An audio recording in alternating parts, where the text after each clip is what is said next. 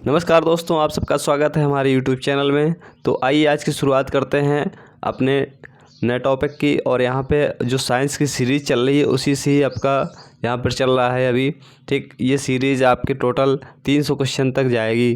कितने 300 क्वेश्चन तक लगभग जाएगी।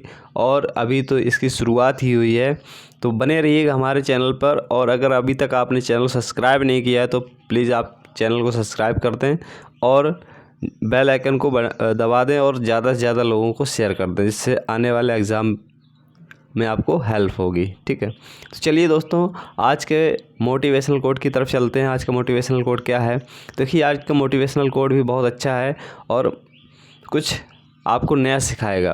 कहते हैं कि रिजल्ट पे ध्यान देकर काम करोगे तो काम नहीं बनेगा, तो ध्यान अपने उस छोटे छोटे कदम पर दो जो आप रोज़ उस रिज़ल्ट को पाने के लिए लेते हो। यही चीज़ आपको आपके रिज़ल्ट तक लेके जाएगी। तो ये दोस्तों सच है कि अगर आपने जो एग्ज़ाम दिया है उस पर अगर आपका रिज़ल्ट आ चुका है और उस पर आपका सिलेक्शन नहीं हुआ है, या फिर आपका जो तो स्कोर बहुत ख़राब रहा है, ठीक है, बहुत स्कोर ख़राब रहा है, तो उससे डरिए मत, उससे घबराइए मत। उस पर ये एनालिसिस करिएगा कि आपने जो तो गलतियां कहाँ की। ठीक, आप अगर अपनी गलतियां समझेंगे और उन पर सोचेंगे कि नहीं हमने कहाँ गलती की है और उस पर ध्यान देंगे, तो हो सकता है कि आप अगली बार रिज़ल्ट इससे बेटर कर पाएँ। तो आपको मेरी सलाह यही है, क्योंकि मैंने बहुत सारे एग्ज़ाम दिए हैं और बहुत सारे एग्ज़ाम क्वालिफ़ाई किए हैं, तो उसमें मैंने अपने आप में भी एक यही पाया है कि अगर हमने पिछला रिज़ल्ट देखा कि हमारी गलतियां क्या थी, उस पर हमने सुधार किया, तो अगला रिज़ल्ट हमारा अच्छा हुआ है। तो आपसे भी यही उम्मीद रखते हैं कि आप भी ऐसे ही करेंगे। और इन्हीं सब चीज़ों को देखते हुए चलते हैं आगे और आज के सेशन की शुरुआत करते हैं। और आज का सेशन बहुत ही अच्छा है, आप वीडियो पर बने रहें, पूरा वीडियो देखें ध्यान से और आपको कुछ नया सीखने को मिलेगा। चलिए, आज का जो है तो पहला क्वेश्चन है, देखिए क्या है। कहता है कि जल के आयतन में क्या परिवर्तन होगा यदि तापमान 9 डिग्री सेल्सियस से गिराकर 3 डिग्री सेल्सियस कर दिया जाए तो। देखिए, क्वेश्चन बड़ा ही प्यारा है। तापमान से प्रश्न है आपका, ये तापमान या टेम्परेचर चैप्टर से कह सकते हैं। और आज सारे क्वेश्चन आपको बर्फ़ पानी के मिलने वाले हैं। ठीक है, बर्फ़ और पानी के क्वेश्चन मिलने वाले हैं, तो ध्यान से बने रहिएगा चैनल पे। और देखिए, यहाँ पे जब भी ऐसी कंडीशन होती है कि जब पहले टेम्परेचर जो तो ज़्यादा रहता है, ठीक, फिर कम कर देता है, तो होता क्या है, ये पानी के केस में क्या होता है कि हमेशा इस कंडीशन में आयतन पहले घटता है, उसके बाद बढ़ता है। आपने देखा होगा कि आप फ्रीज़र में बोतल लगा देते हैं, अगर बोतल पूरी भरी है, ठीक है, पूरी फुल ऊपर तक भर दी है और ढक्कन लगा दिया है, तो ढक्कन तक जो तो ढक्कन इसका जो तो क्या कभी फट जाता है, चिटक जाता है। क्यों? क्योंकि इसका जो है तो आयतन क्या होगा, बढ़ जाता है बाद में, इसी वजह से। तो टेम्परेचर जब भी पानी के संदर्भ में रहेगा तो हमेशा जो तो क्या होगा, पहले घटेगा और बाद में बढ़ेगा। क्लियर? चलिए चलते हैं दोस्तों आगे, और आगे का प्रश्न देखते क्या है। कह रहा है कि एक बीकर पर बर्फ़ तैर रही है, जब बर्फ़ पूर्णतः पिघल जाएगी तो बीकर में पानी के तल का क्या होगा। ये भी वही क्वेश्चन है कि अगर आपने जो तो किसी बीकर में या गिलास में अगर बर्फ़ डाल दी है और अब वो तैर रही है, तो अब क्या इफ़ेक्ट होगा। तो दोस्तों याद रखना है कि इस पर जो तो कोई इफ़ेक्ट नहीं पड़ेगा। क्या? कोई इफ़ेक्ट नहीं पड़ेगा, जैसा है वैसा ही रहे। क्यों? क्योंकि जब आपने बीकर में जो तो पानी जितना था उस पर अगर आपने बर्फ़ डाली तो जितना पानी निकलना था वो तो निकल चुका। ठीक, अब उसको घुलने के, अब क्योंकि उसने अपने आयतन के बराबर पानी को पहली बार कर दिया, या अगर खाली बीकर तो उसका लेवल क्या होगा, बढ़ गया होगा। ठीक, तो अब उस लेवल को जो तो मेंटेन उतना ही करता है जितना उसका आयतन था। अब उस पर कोई इफ़ेक्ट नहीं पड़ेगा, जैसा है वैसे ही रहेगा। तो ये प्रश्न का जो आंसर होगा उतना ही रहेगा। ये आप याद रखिएगा कि ऐसे क्वेश्चन आपके हो सकता है पेपर में गलत हों, लेकिन हमारे वीडियो देखने के बाद आपके क्वेश्चन गलत नहीं होंगे। तो चलिए अगले क्वेश्चन पर चलते हैं। अगला क्वेश्चन क्या है? अगला प्रश्न देखिए कि जब किसी बोतल में पानी भरा जाता है और उसे जमने दिया जाता है तो बोतल टूट जाती है, क्योंकि। देखिए वही क्वेश्चन फिर से आगे ऊपर जो अभी हम समझा के आए थे, यहाँ पे ऑप्शन देख ली क्या है। पानी जमने पर फैलता है बोतल हिमांक पर सिकुड़ती है, बोतल के बाहर का तापक्रम अंदर से ज़्यादा होता है और पानी गर्म करने पर फैलता है।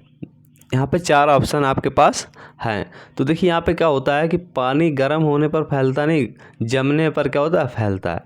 मतलब जब पानी जमता है, घनत्व उसका बढ़ जाता है, तो वहाँ पे क्या होगा, तो फिर आपका जो पानी है वो उसका जो आयतन है वो बढ़ जाता है। आयतन क्या होता है, बढ़ता है, जिसके कारण जो बोतल होती है उस पर हमने आप ढक्कन लगा दिया है तो फिर बोतल टूट जाए, क्योंकि उसको बढ़ने का फैलने का जो तो मौका ही नहीं मिलेगा, ठीक जगह ही नहीं मिलेगी, तो कहाँ से फैलेगा, तो ढक्कन तोड़ देगा या फिर बोतल फट जाएगी। क्लियर। इसीलिए फ्रिज में जब भी बोतल लगाएं तो हमेशा याद रखें उसको जो तो कुछ खाली रखें। इसीलिए से जितनी पेप्सी कोको कोला बोतलें आती हैं वो हल्की सी खाली रहती हैं। ठीक है। पहले मैं भी सोचा करता था इतनी सी खाली क्यों देता है, पूरी भर के क्यों नहीं देता है, लेकिन बाद में पता चला यही रीज़न है इसका। ठीक है, चलिए, कि बोतल फट ना जाए कभी। चलिए आगे चलते हैं अगले प्रश्न पर। और अगला प्रश्न देखिए क्या है। कह रहा बर्फ़ सड़क पर चलने की अपेक्षा बर्फ़ पर चलना कठिन है, क्योंकि तो ये भी क्वेश्चन बड़ा ही अच्छा है। सड़क पर चलने की अपेक्षा बर्फ़ पर चलना कठिन है, क्यों। एक आपने पढ़ा होगा घर्षण। क्या, घर्षण। तो ये फ्रैक्शन या घर्षण से क्वेश्चन है दोस्तों, फ्रैक्शन या फिर घर्षण से क्वेश्चन है। तो यहाँ पे ऑप्शन देखते क्या क्या है। बर्फ़ सड़क से सख्त होती है, सड़क बर्फ़ से सख्त होती है, जब हम अपने पैरों से धक्का देते तो बर्फ़ कोई प्रतिक्रिया व्यक्त नहीं करती है, बर्फ़ में सड़क की अपेक्षा घर्षण कम होता है। तो देखिए घर्षण वाला प्रश्न है, यहाँ पर चलने की बात कर रहे हैं, तो क्या घर्षण से ही जो है क्वेश्चन, तो घर्षण वाला क्वेश्चन यहाँ पे ऑप्शन सही होगा। और होता क्या है कि सड़क पर जब हम चलते हैं तो वहाँ पे फ्रैक्शन आपका क्या होता है, फ्रैक्शन आपका ज़्यादा होता है और आप आसानी से चल सकते हैं। लेकिन जब आप बर्फ़ पर चलते हैं तो बर्फ़ में सड़क की अपेक्षा घर्षण क्या होता है, कम हो जाता है, आपकी फिसलन बढ़ जाती है। आप बर्फ़ पर जब भी चलेंगे या फिर गीली सड़क पर चलेंगे तो भी वही कंडीशन आपकी रहेगी। इसीलिए बरसात में आप सड़कों पर चलते हैं या फिर ऐसी चिकनी जगह पर चलते हैं जहाँ पानी फैल गया होता है, तो वहाँ पर गिरने के चांस ज़्यादा रहते हैं, आप गिर सकते हैं। क्यों, क्योंकि वहाँ का घर्षण बल क्या होता है, कम हो जाता है, जिसके कारण आप नहीं चल पाते हैं। ठीक है दोस्तों, तो चलिए आगे चलते हैं अगले प्रश्न पर। अगला प्रश्न देखते हैं क्या है। एक नदी में चलता हुआ जहाज समुद्र में आता है, तब जहाज पर क्या इफेक्ट पड़ता है, ये बताना है। तो ऑप्शन है का स्तर, जहाज का स्तर पहले जितना होगा थोड़ा ऊपर आ जाएगा, थोड़ा नीचे आ जाएगा, ऊपर या नीचे होगा, जो उसमें पड़े हुए भार पर निर्भर करता है। तो देखिए दोस्तों यहाँ पर क्या होगा, आपने देखा होगा कि नदी है एक, और एक है ये नदी है, ये आपका समुद्र है। ठीक, ये समुद्र है। तो होता क्या है कि जो नदी होती है, जब नदी से कोई भी जहाज कहाँ पे जाता है, समुद्र में जाता है, तो क्या होगा, ऊपर हो जाता है। क्या हो जाएगा, ऊपर हो जाएगा। यहाँ पे ऑप्शन नंबर बी सही होगा। और ऊपर क्यों होगा, क्योंकि उसका जो घनत्व है, ठीक, वो क्या होता है, कम होता है। और इसकी वजह से आपने देखा भी होगा कि समुद्र में कि वहाँ पे नमक अधिक है। क्या है, नमक बहुत अधिक है और खारा पानी होता है, जिसके कारण वहाँ का जो घनत्व है वह कम रहता है, और इसके कारण वहाँ पे चीज़ें डूबती नहीं आसानी से। और समुद्र वगैरह में जब भी कोई जहाज़ जाता है या नाव जाती है, बोट जाती है, तो हल्का सा अपने स्तर से ऊपर उठ जाता है। क्लियर। चलिए आगे चलते हैं अगले प्रश्न पर। अगला प्रश्न क्या है, लोहे की कील पारे में क्यों तैरती है। लोहे की कील पारे में क्यों तैरती है जबकि यह पानी में डूब जाती है। यहाँ पर ऑप्शन देखें क्या है। लोहे की पारे में रासायनिक क्रिया की प्रवृत्ति पानी की तुलना में कम होने के कारण। बी ऑप्शन है, लोहे का भार पानी से अधिक है तथा पारे से कम है। लोहे का घनत्व पानी से अधिक है तथा पारे से कम है। पारा पानी से भारी है।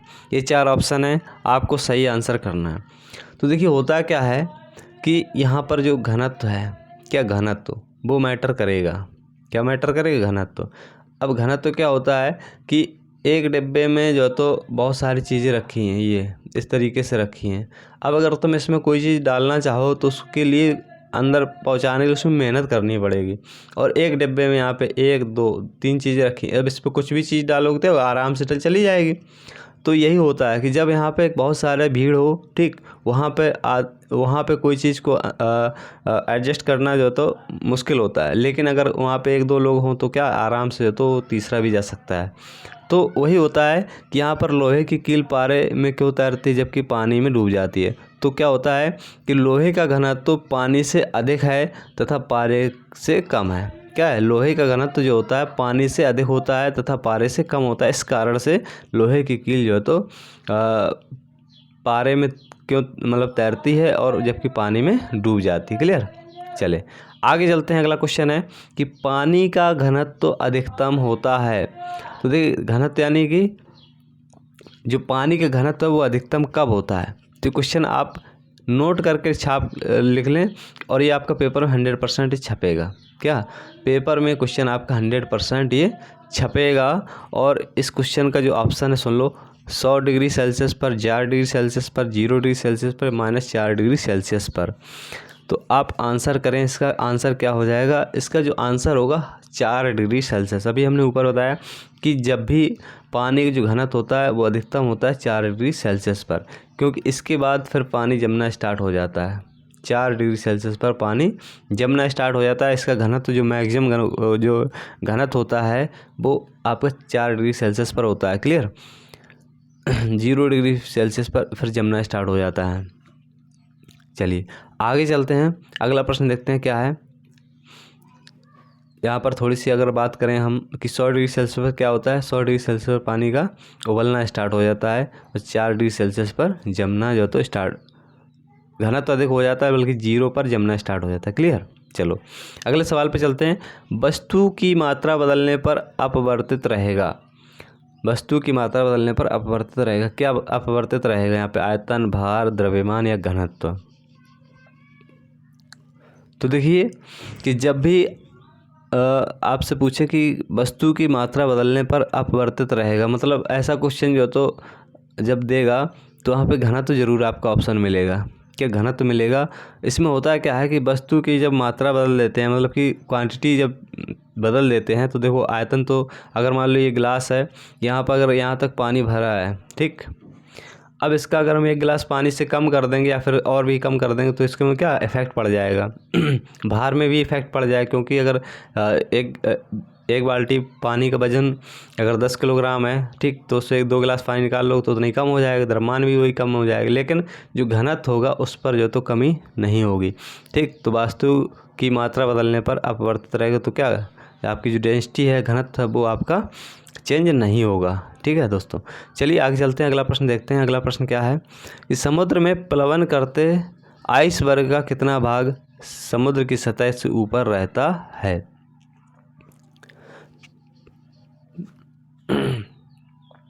तो यहाँ पर ऑप्शन है 1/9, 1/10, 1/6, 1/4।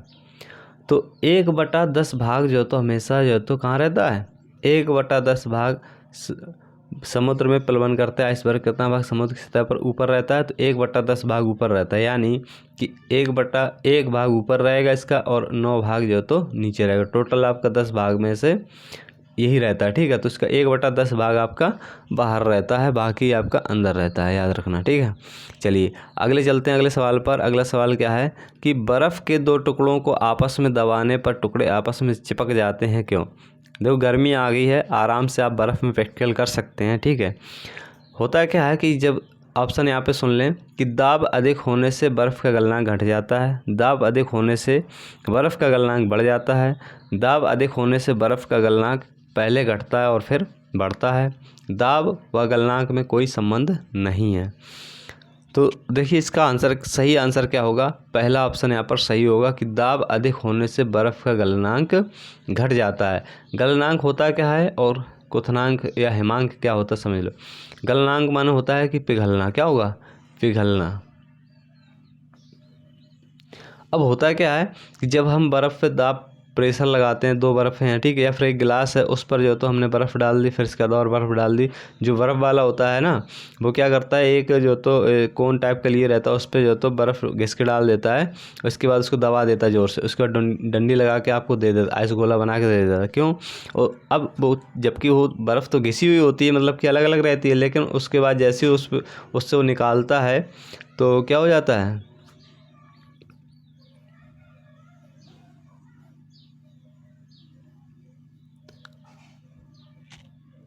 हाँ, तो क्या हो जाता है, वो बर्फ़ जो तो एकदम गोले के आकार में आ जाती है ना, बर्फ़ किसके, गोले के आकार में आ जाती है। तो होता क्या है कि जब दाब अधिक होने से बर्फ़ का गलनांक क्या होता है, घट जाता है और बर्फ़ आपस में क्या चिपक जाती है। ठीक है, तो ये था इसका आंसर। क्लियर। चलो आगे चलते हैं अगले प्रश्न पर। अगला प्रश्न है कि हवाई जहाज़ से यात्रा करते समय पेन से स्याही निकल जाती है, क्यों? देखिए ये भी सवाल आपका बहुत अच्छा है और बहुत बार जो है तो पेपर में आया है कि हवाई जहाज़ में जब भी यात्रा करते हैं, फाउंटेन पेन इसको बोलते थे, तो उसमें स्याही बाहर निकल जाती थी। तो इसीलिए अब हवाई जहाज़ में जब भी पेन ले जाते हैं तो पेन वहाँ नहीं ले जाने दिया जाता है, पेंसिल वगैरह से काम चलाते हैं। तो ऑप्शन सुने, वायु दाब में कमी के कारण, वायु दाब में वृद्धि के कारण, स्याही के आयतन वृद्धि के कारण, या अत्यधिक भार के कारण। तो यहाँ पे क्या होगा सही आंसर, यहाँ पे जो सही आंसर होगा वायु दाब में कमी के कारण। होता क्या है कि इस तरीके से आपका रिफ़िल है, पेन है, ठीक है, रिफ़िल है या पेन है, दोनों चीज़ें हैं। इस पर जब आप पृथ्वी पर हैं तो यहाँ पर जो जो प्रेशर है वो क्या है, इस पर फोर्स कर रहा है। इसके अंदर जो इंक भरी हुई है उसको जो तो ऊपर जो तो नहीं निकलने दे रही, इसको बाहर नहीं निकलने दे रही।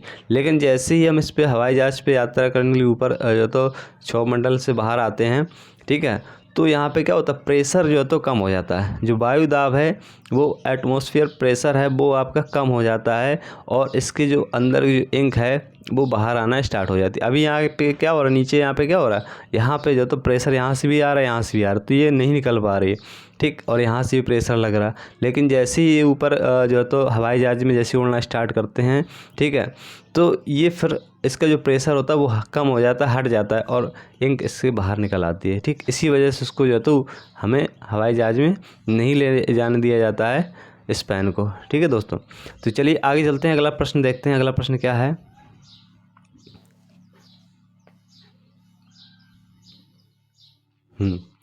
अगला प्रश्न है कि ऊंचाई की जगहों पर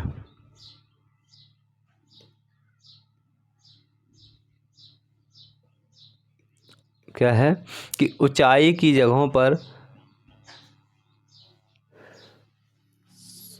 पानी 100 डिग्री सेल्सियस के नीचे के तापमान पर क्यों उबलता है? देखिए जब पहाड़ों पर आप जाते हैं या ऊंची जगहों पर जाते हैं तो वहाँ पे पानी 100 डिग्री सेल्सियस के नीचे ही उबलने लगता है, 60 65 70 पे उबलने लगता है। क्यों? क्योंकि वायुमंडलीय दाब कम हो जाता है अतः उबलने का बिंदु नीचे आ जाता है। क्योंकि गुरुत्वाकर्षण बल कम होता है। पर्वतों पर भारी हवाओं के कारण। उपरोक्त में से कोई सही नहीं है। तो इसका जो सही आंसर होगा दोस्तों ऑप्शन ए ही सही हो जाएगा। क्यों? क्योंकि ये इफेक्ट पड़ता है इसका जो एटमॉस्फेयर प्रेशर है यानी वायुमंडलीय दाब है उसके कारण वहाँ पे दाब क्या हो जाता है, कम हो जाता है, इसलिए वहाँ पे चीज़ों को जल्दी जो जल वगैरह होता है जल्दी उबलने लगता है, यानी क्वथनांक जो बिंदु है वो नीचे आ जाता है। वहाँ पे 100 डिग्री की जगह 80 डिग्री सेल्सियस पर ही पानी उबलने लगता है। ठीक है, तो यहाँ पे क्या हो जाए कि वायुमंडलीय दाब कम होने के कारण। चलो आगे चलते हैं, अगला प्रश्न है कि साबुन के बुलबुले के अंदर का दाब होता है वायुमंडलीय दाब से अधिक, वायुमंडलीय दाब से कम, वायुमंडलीय दाब के बराबर, वायुमंडलीय दाब का आधा। तो क्या होगा यहाँ पर सही आंसर? तो इसका जो सही आंसर होगा दोस्तों वो होगा वायुमंडलीय दाब से अधिक।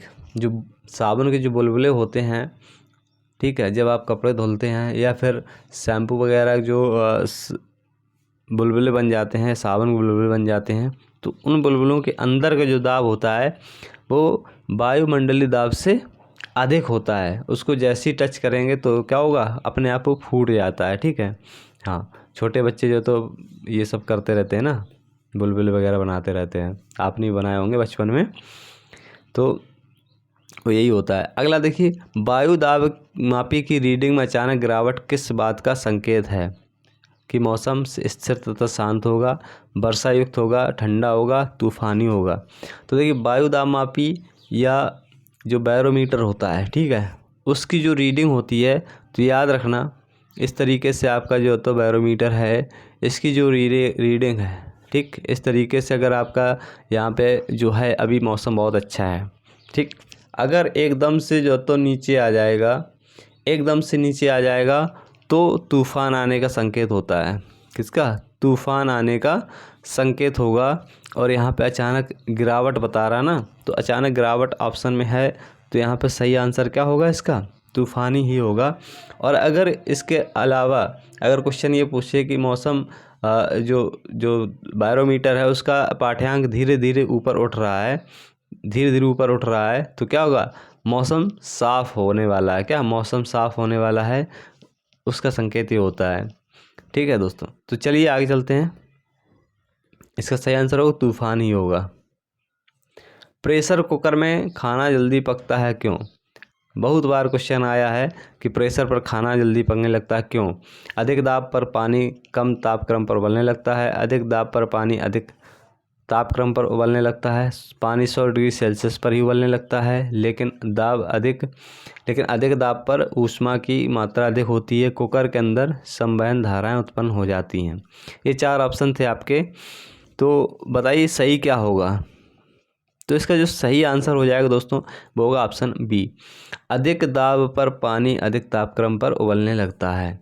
यानी कि कुकर जो होता है आपका, उस पर क्या होता है? उस पर जो तो एक तो जो भाप बन रही है, ठीक है, जो 100 डिग्री सेल्सियस पर जैसे इसका टेम्परेचर पहुंचा, ठीक, तो वो तो 100 डिग्री सेल्सियस पर पहुंचने के बाद पानी उबलने लगा, उबलने के साथ साथ उसमें भाप भी बनने लगी। तो यहाँ पर होता क्या है कि भाप ऊपर जानी चाहिए, ठीक, भगोने में ऊपर से वो निकल जाती है, भाप निकल जाती है, तो यहाँ पर जो उबलने का पानी को उबलने का टेम्परेचर रहता है उसी से खाना पकता है। लेकिन जो कुकर होता है उस पर रिवर्स जो तो भाप 100 डिग्री सेल्सियस से ऊपर भाप 101 से ऊपर ही भाप रहती है, तो वो तो टेम्परेचर उस पर भाप का भी टेम्परेचर मिल रहा है, साथ में 100 डिग्री सेल्सियस उबलने का भी टेम्परेचर मिल रहा है। यानी कि यहाँ पर 201 डिग्री सेल्सियस के टेम्परेचर पर ये चीज़ें पकने लगती हैं, ठीक है। यानी दोनों चीज़ों को मिक्सचर मिल जाता है, दोनों टेम्परेचर क्या आपस में मिल जाते हैं, इसीलिए डबल टेम्परेचर होने के कारण प्रेशर कुकर में खाना जल्दी पक जाता है। अब कढ़ाई में क्या होता है? कढ़ाई में गैस निकल जाती, भाप निकल जाती है, ठीक, भगोने में भाप निकल जाती है, हैं। लेकिन प्रेशर कुकर में होता है क्या? प्रेशर कुकर में जो ढक्कन लग जाता है, या भी किसी भी चीज़ में आप ढक्कन लगा दी तो खाना थोड़ा जल्दी पकता है। क्यों?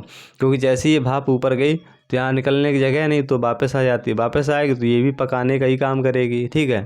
और यहाँ जो नीचे जो टेम्परेचर मिल रहा है वो तो मिल ही रहा है साथ में, और भाप का भी टेम्परेचर इसमें ऐड कर दो तो डबल टेम्परेचर हो जाता है, और इसीलिए खाना जल्दी आपका पकता है। चलो अगले क्वेश्चन पर चलते हैं। अगला क्वेश्चन क्या है कि हाइड्रोजन से भरा रबड़ का गुब्बारा वायु में ऊपर जाकर फट जाता है क्योंकि? हाइड्रोजन का भार बढ़ जाता है, बी ऑप्शन वायु दाब बढ़ जाता है, सी ऑप्शन है हाइड्रोजन का दाब घट जाता है, डी ऑप्शन है वायु दाब बढ़ जाता है, वायु दाब घट जाता है, सॉरी। तो यहाँ पर क्या सही होगा आंसर? तो देखिए यहाँ पर जो आंसर सही होगा कि वायु दाब घट जाता है। क्या होगा? वायु दाब घट जाता है। हाइड्रोजन से जो भरा गुब्बारा होता है रबड़ का, वो वायु में ऊपर जाकर फट जाता है। अब देखिए होता क्या है कि यहाँ पर जब आपका वायुमंडल पृथ्वी पर यहाँ पर प्रेशर अधिक है, तो क्या है ये अधिक, यहाँ पे जो अंदर इसके अंदर जो गैस भरी है, ठीक है, वो या प्रेशर अधिक होने के कारण क्या हो रहा है? ये फैल नहीं पा रहा है। लेकिन जैसे ही ये अब ऊपर जाएगा तो यहाँ पे इसका प्रेशर क्या होगा? कम होगा। जब प्रेशर कम होगा, ठीक, तो वायु दाब घटेगा तो ये फैलेगा, जब फैलेगा रबड़ फैलेगी तो क्या होगी? फट जाएगी आराम से, ठीक है। तो ये होता है कि वायु दाब वहाँ पर क्या होगा? घट जाता है। क्लियर? चलो आगे चलते हैं, अगला प्रश्न देखते हैं। अगला प्रश्न है कि सूर्य में निरंतर ऊर्जा का सृजन किस कारण से रहता है?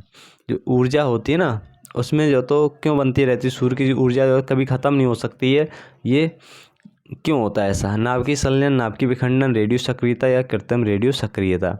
देखिए होता क्या है, नाभिकीय संलयन यहाँ पर आपका सही आंसर हो जाएगा। क्या? नाभिकीय संलयन। नाभिकीय संलयन में होता क्या? हीलियम और हाइड्रोजन और हीलियम ये दोनों आपस में मिलकर क्या करते हैं? ये आपस में मिलकर ऊर्जा को बनाते हैं, आपस में दोनों मिलकर ऊर्जा को जनरेट करते हैं। और ये ऐसी ऊर्जा है, ये आपस में क्या होती है?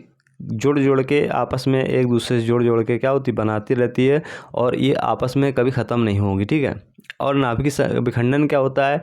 नाभिकीय विखंडन होता है कि जब दो यूरेनियम जो होता है उसमें उसका विस्फोट कराया जाता है तो यूरेनियम अपने से 3 हिस्से में बढ़ जाता है, ठीक है। और इस पर क्या होता है, बहुत सारी जो तो एनर्जी निकलती है, और जो नाभिकीय रिएक्टर वगैरह होते हैं वहाँ पर इनका यूज होता है। परमाणु विस्फोट में भी इसका यूज होता है।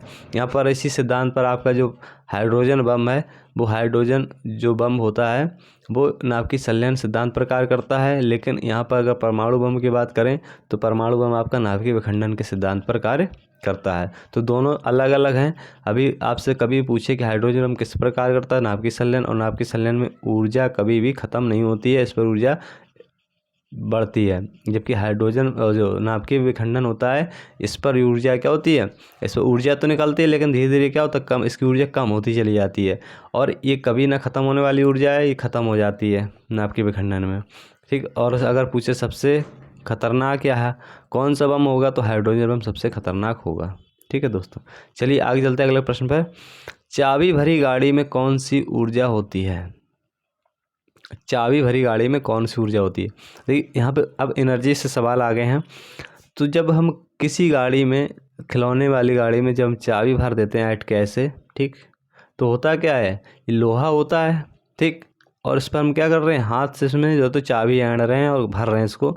तो ये यांत्रिक होती है, कैसी यांत्रिक होती है। इस पर हमने जो तो चाबी भर दी, और अब ये क्या होगी, जैसे हम छोड़ेंगे तो ये चलने लगेगी, ठीक। तो कैसी ऊर्जा निकल के आई है, ये यांत्रिक ऊर्जा होगी आपकी, और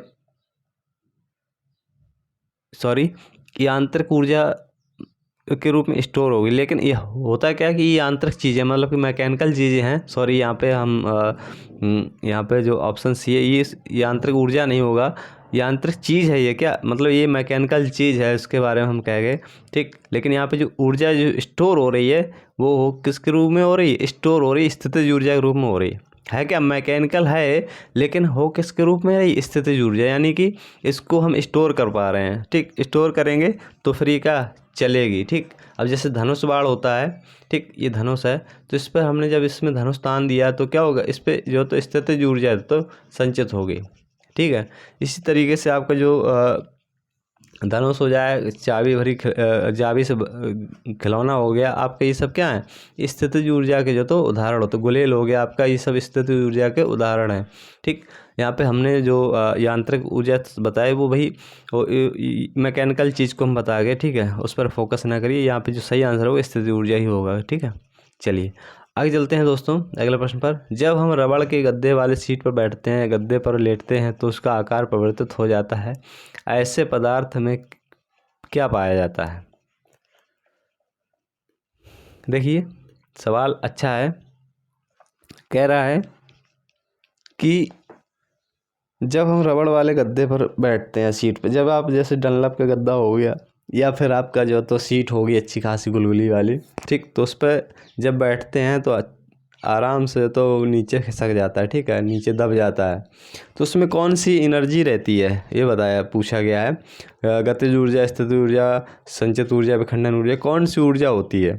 तो भाई जब कोई चीज़ में जब उसमें कोई गति नहीं होगी, ठीक है, तो कैसी एनर्जी होगी, स्थित रहेगी, ठीक, वो तो स्थित रहती है। तो यहाँ पे आंसर क्या होगा, स्थितिज ऊर्जा होगा। यानी जब कोई चीज़ गति करने लगती है तो उसको गतिज ऊर्जा में डाल देते हैं, और जब स्थिति वही कंडीशन रहती है, सेम कंडीशन रहती है, तो उसकी स्थितिज ऊर्जा ही रहती है, ठीक है। चलो आगे चलते हैं अगले प्रश्न पर। अगला प्रश्न क्या है कि निम्नलिखित में से किस में गतिज ऊर्जा नहीं है?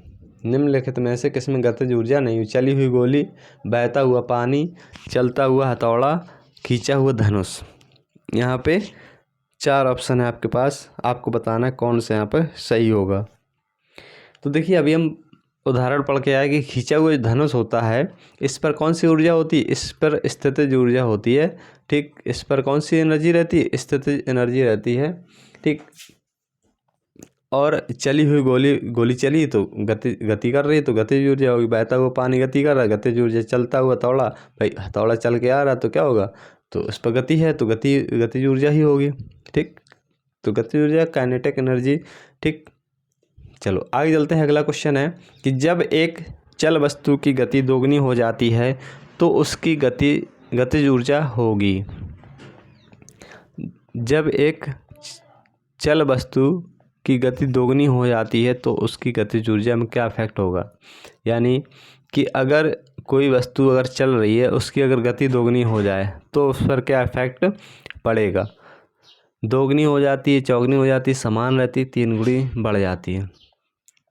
देखो ऐसा क्वेश्चन जब भी आएगा तो आप हमेशा दोगुनी अगर दिया है तो चौगुनी हो जाएगी। क्या हो जाएगी, दोगुनी होगी तो चौगुनी हो जाएगी। और वो भी क्या, जब एक वस्तु चल रही होगी उस पर अगर गति उसकी डबल हो जाएगी तो गतिज ऊर्जा अब क्या होगी, दोगुनी हो जाएगी। क्यों हो जाएगी, क्योंकि 1/2 mv² होता है गतिज ऊर्जा। क्या होता है, गतिज। यहाँ पे इस फार्मूले को रख करके हम यहाँ पे इसको निकाल सकते हैं। ठीक है, चलिए आगे चलते हैं। अगला प्रश्न देखते हैं क्या है। अगला प्रश्न है कि निम्नलिखित में से कौन सा नियम इस कथन को वैध ठहराता है कि द्रव्य को ना तो सृजित किया जा सकता है और ना ही विनाश।